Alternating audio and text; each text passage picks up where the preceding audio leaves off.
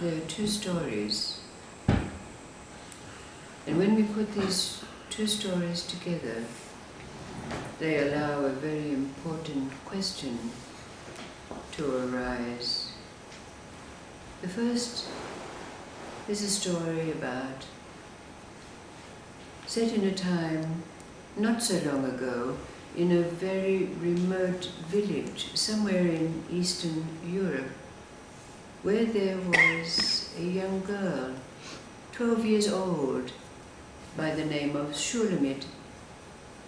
Now Shulamit, from the very earliest age, had longed for God, and she knew in her heart of hearts that she had a destiny, a calling, and she longed and prayed every day for a sign, an omen. Now, Shulamit was born to a couple of the Jewish faith. They were farmers. And it so happened that there was a time when the great Hasidic Rabbi Zalman, set out on a pilgrimage to a shrine of one of the great Hasidim that was located somewhere beyond the village in which Shulamit lived. But as Rabbi Zalman was taking his journey, it came to the eve of the Sabbath day, and he didn't know where he was going to rest for this very important eve and day. But it so happened that he came to the village in which Shulamit lived.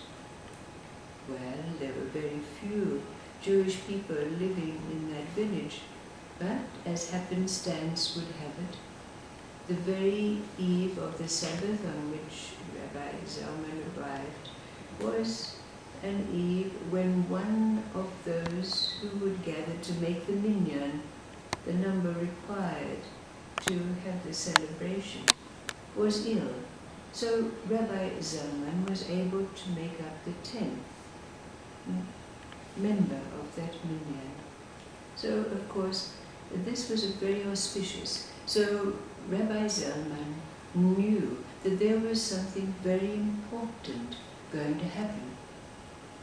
Well, after the evening prayers took place, as was the custom, the father of Shulamit invited Rabbi Zalman back to their house for the evening meal.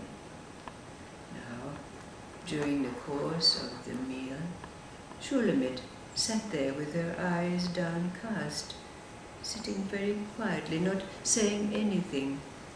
But Rabbi Zalman was aware that this very serious young soul was seeking an answer, seeking a sign. So during the course of the meal, he said to Shulamit, "Do you have a question that you would like to ask me?" And Shulamit replied, "Oh, please, please, won't you tell me a story? I long to hear a story." So Rabbi Zalman said, "Once upon a time, there was a young girl who knew from the earliest age that she was destined to be a midwife. Not just a midwife of those souls who are born from the womb, but also a midwife for souls who were born from the heart." And when she mentioned this to her parents would laugh at her and told her not to be so serious. But indeed, it was her destiny to do so. And in due course of time, she did indeed become a midwife not only for those who were born from the wombs of women, but also those souls who were born from the heart. Well, Tears flowed down Shulamit's cheeks, and her parents wondered why. And in the following days, she was happy for the first time in her life. She had a smile on her face. She danced. And then, one evening, when she was lighting the candles to be placed on the table, Rabbi Zalman came by, and she whispered to him, "How did you know? How did you know?" Rabbi Zalman said, "You know, on the eve of the Sabbath, the angels, 2 angels, are always evident beside all those who are present. And I heard your 2 angels discussing between them your calling. And so this is why I was able to repeat the story which told you what they said." Shulamit was so happy, and she indeed did fulfill this calling, and for many, many long years she completed that mandate, assisting in the birth of souls born of the body and born of the heart.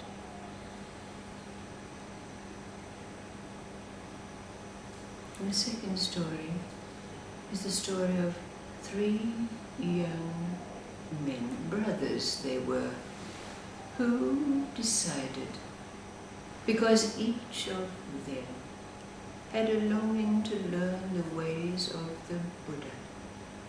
So they set out on a journey which would take them to one of those places where resided one of the greatest Buddhist teachers in the land. But on the way, they had occasion to stop at an inn. And when they stayed there for the night, they discovered that the innkeeper had recently died, leaving a widow and 7 young children. Now, the next day, when it was time for the brothers to leave to continue their journey, the youngest amongst them said, "I am staying here." And the older brothers were very peeved with him.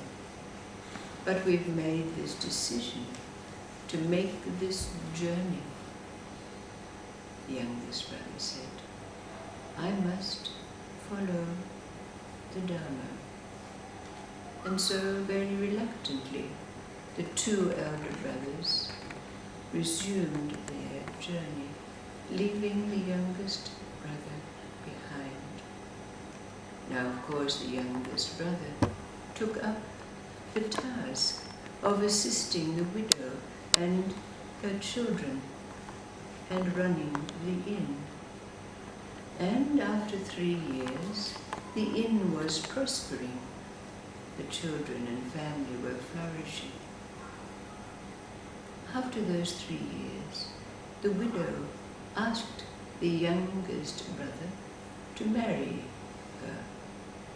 But he replied, "It is dutiful for a wife to mourn for her husband.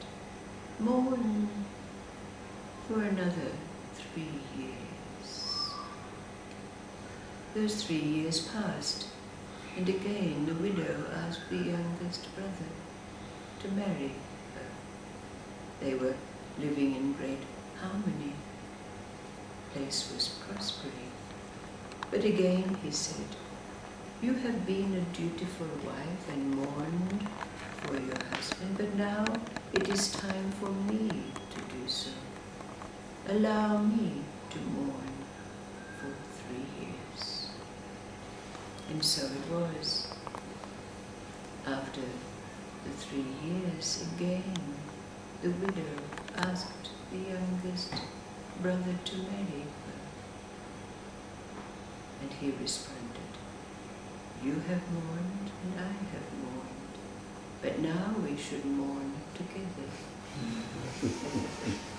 So another 3 years passed. When those 3 years were past, the children had grown up. The inn was flourishing, and so he took up his bundle and resumed his journey to find the master of Buddhist teachings. So the question that arises out of these two stories is, simply speaking, what is the difference between them? But more specifically, what is the difference between purpose, a calling, a mandate, and the Dharma?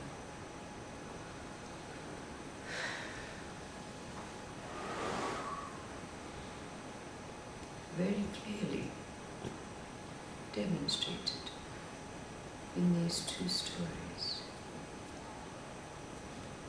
What is your experience? How would you express the difference between the purpose of life as you have seen it and experienced it, and the Dharma, the will of God, the law of life?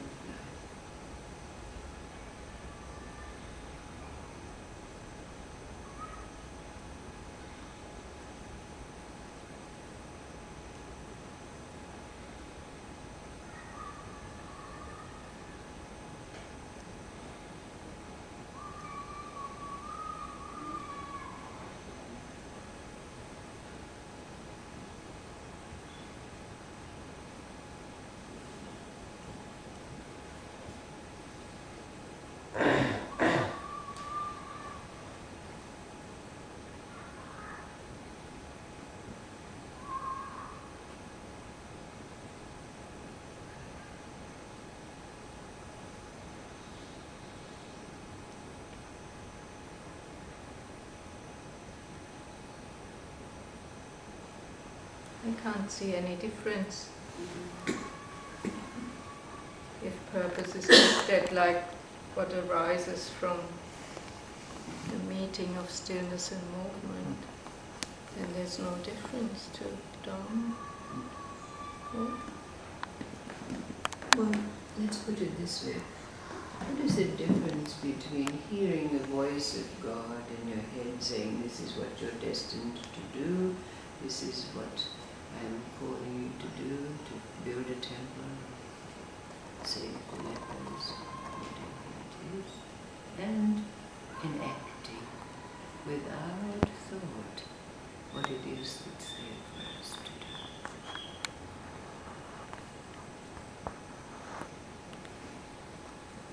Purpose can be of the mind.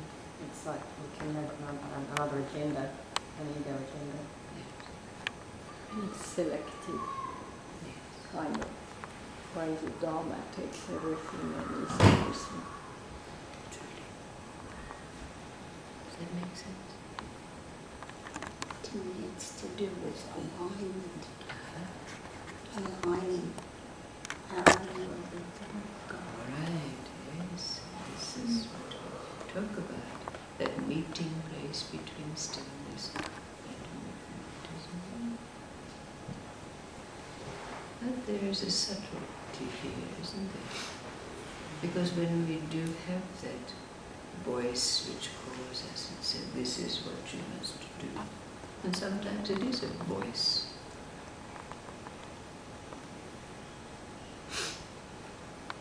How do we tell the difference? How do we bring those two together and know?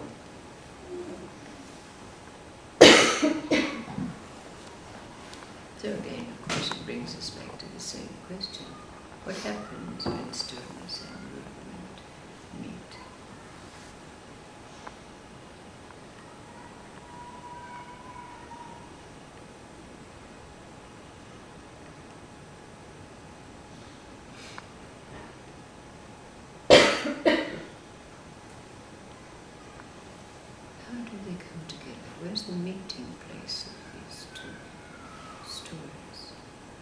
Where is the meeting place of that impelling voice that arises in us? Clear, often, compelling.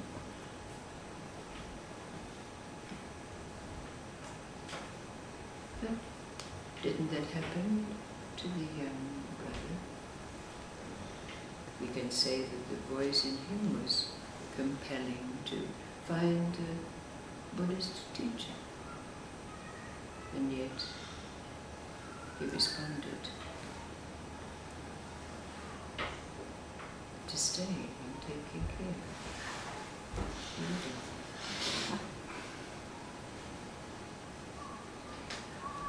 Because it's not at the personal level, then there's no choice. There's one might be aware of what is meant to do, but doesn't have to put any will into it.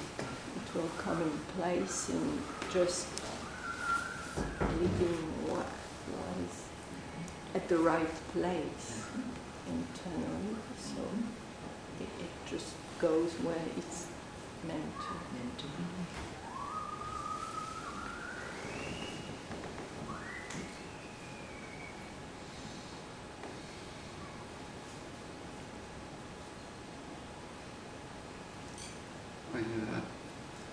I have a problem with the idea of something that you are meant to do. There are many possibilities, and you do what's in front of your nose. That's being present here now. And when you are there, you know what it is yours that is next to do.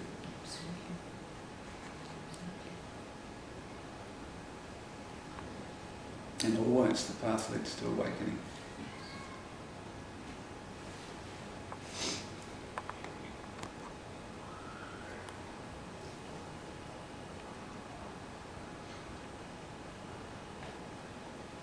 There's a purity in the girl, though, that was, her pure heart was reaching for something that you couldn't put words to, that you couldn't express. And, you know, that the purity of the child within us who reaches towards God, who reaches towards Allah, and doesn't know where that meeting place is going to take place, and somehow needs a form. Yes. And for me, the place, or the thread that joins both of them together, is the purity of heart in both of them, because purpose can be very manipulated and very ego-driven. Yes. But in that story, we were given the story of a child, a 12-year-old child, and the purpose of the Buddhists was to find the great master, understanding that along the way here's what's presented itself. This is what must be done next. I don't know whether he was really avoiding marriage, though. It sounded like a pretty good one to me.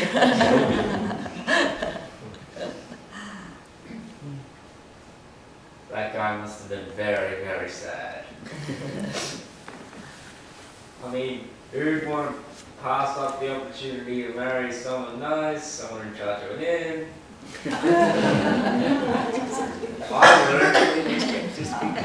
I would.